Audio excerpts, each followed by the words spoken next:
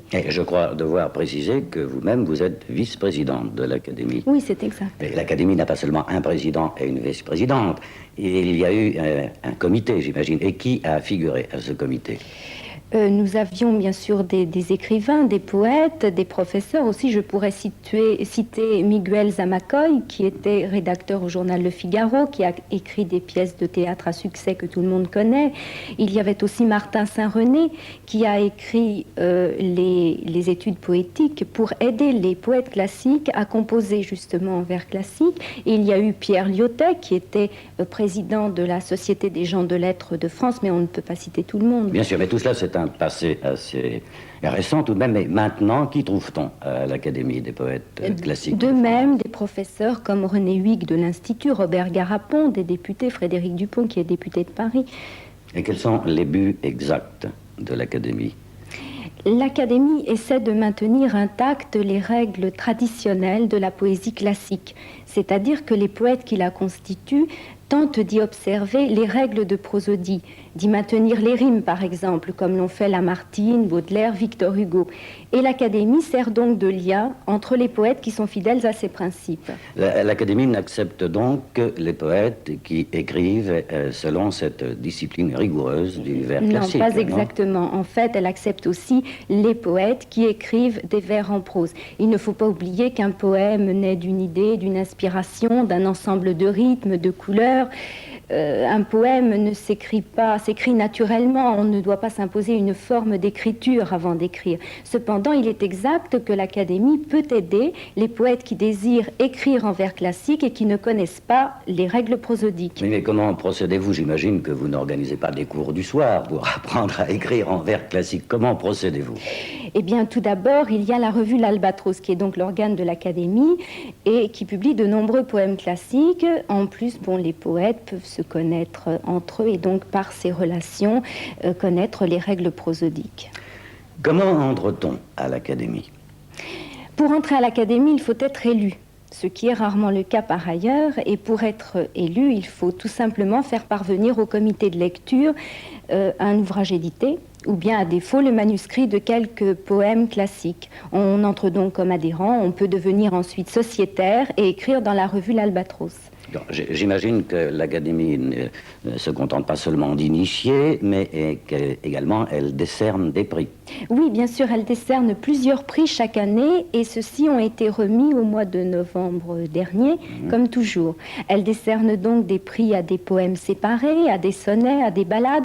Ces prix servent surtout d'encouragement, mais elle décerne surtout depuis 1966 un grand prix de poésie internationale pour un ouvrage d'au moins 1500 vers, édité depuis 2 ans au maximum et dont les qualités réelles ont été reconnues.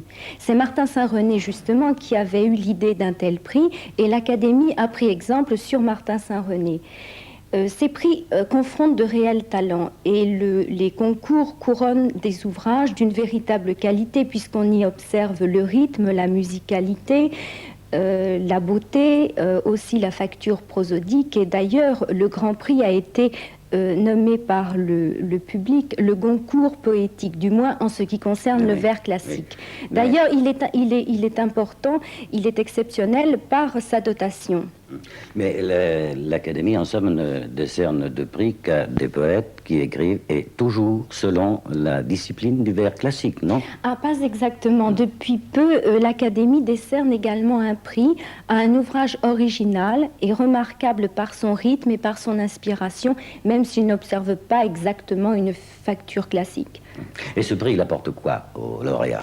Comme je vous l'ai dit, d'abord une aide matérielle, ensuite une référence, la possibilité d'augmenter le nombre de ses lecteurs et d'écrire dans d'autres revues. Je peux vous citer le nom du lauréat 81, c'était Pierre Auradon. 81, le prix est décerné, bien sûr, tous les ans. Tous les ans, les candidatures sont acceptées jusqu'au mois de mars et le prix est décerné donc en novembre dans les salons de l'Hôtel Normandie à Paris. Vous nous avez parlé tout à l'heure de la revue que publiait l'Académie. Dites-nous maintenant ce qui figure au sommaire de cette revue, en réalité. D'abord, il faut savoir que c'est une revue trimestrielle et qui se présente en format de poche. Alors évidemment, elle publie des poèmes, Et elle publie aussi des articles plus généraux, littéraires. Elle rend compte de l'actualité littéraire et elle annonce les concours poétiques. Elle assure aussi le contact avec les membres.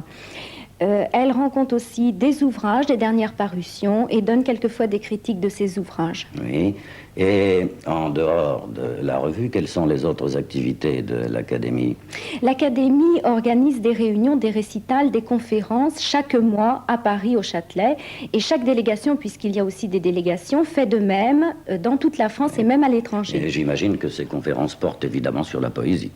Oui, mais pas exactement. Nous avons eu ces derniers temps une conférence qui portait sur les apports des femmes inspiratrices et poètes à la poésie du XVIIe siècle, mais nous avons aussi des conférences sur la musique, la peinture et même sur la philosophie. Et ces conférences sont réservées uniquement aux membres de l'Académie ou est-ce que tout le monde peut y assister? Non, tout le monde y est invité et peut y assister. Revenons tout de même un petit peu à vous, Violaine Van Eyck. Vous êtes vice-présidente de l'Académie, mais à part votre fonction de vice-présidente, quelles sont vos autres activités? Eh bien, tout d'abord, j'écris donc dans la revue sur les poètes grecs et latins pour faire découvrir un peu la poésie antique et je suis chargée des relations publiques. Et ça, c'est là donc l'aspect de votre activité sur le plan de la vice-présidente, mais en tant que poète, est-ce que vous écrivez uniquement des vers classiques? Non, pas tout à fait. J'estime effectivement qu'un artiste, quel qu'il soit, ne doit pas s'imposer une forme d'écriture au départ, ce qui est nuisible à la création. Mais que j'écrive en vers classique ou en vers en prose, je privilégie toujours la beauté, la musicalité, le rythme, surtout l'approche de la vérité, comme vous l'aviez dit au début de l'émission. Et la communication est, à mon avis, aussi très importante. Un des éléments les plus positifs de l'art est sans nul doute la communication d'une idée ou d'une émotion avec les autres. Et je pense que rompre cette communication par un vers libre, excessivement hermétique, est vraiment dommage. Oui, car qu'est-ce qu'un art libéré qui serait prisonnier de sa libération? Bien sûr, j'allais vous demander précisément dans cette perspective quelle était selon vous la situation actuelle de la poésie classique. De la poésie classique. Moi, à mon avis, la poésie classique doit être redécouverte, surtout à notre époque où elle correspond à un besoin et à une nécessité. Je pense à ce qu'on appelle le néo-romantisme. Quoi qu'il en soit, un poète doit toujours avoir dans sa palette une forme classique, la forme classique étant particulièrement menacée. Et il ne faut pas oublier non plus que Louis Aragon ou Yves Bonnefoy ont écrit aussi dans une facture classique. Bien sûr, mais alors selon vous, la poésie dans son ensemble est-elle à l'heure actuelle menacée, comme on l'a dit? C'est évident, elle est menacée. Nous sommes invités ce soir, ce qui est particulièrement rare, et je crois qu'elle est menacée parce qu'elle ne facilite pas la compréhension et la communication. Et nous entendons quelquefois des gens nous dire « mais il existe encore des poètes de nos jours ». Et pourtant, c'est vrai, il existe un public pour lire et pour écouter la poésie. Oui, mais je crois que vous en êtes un exemple, puisque vous donnez des récitals, vous organisez des expositions à travers le monde, vous allez enregistrer un disque et publier bientôt un autre livre.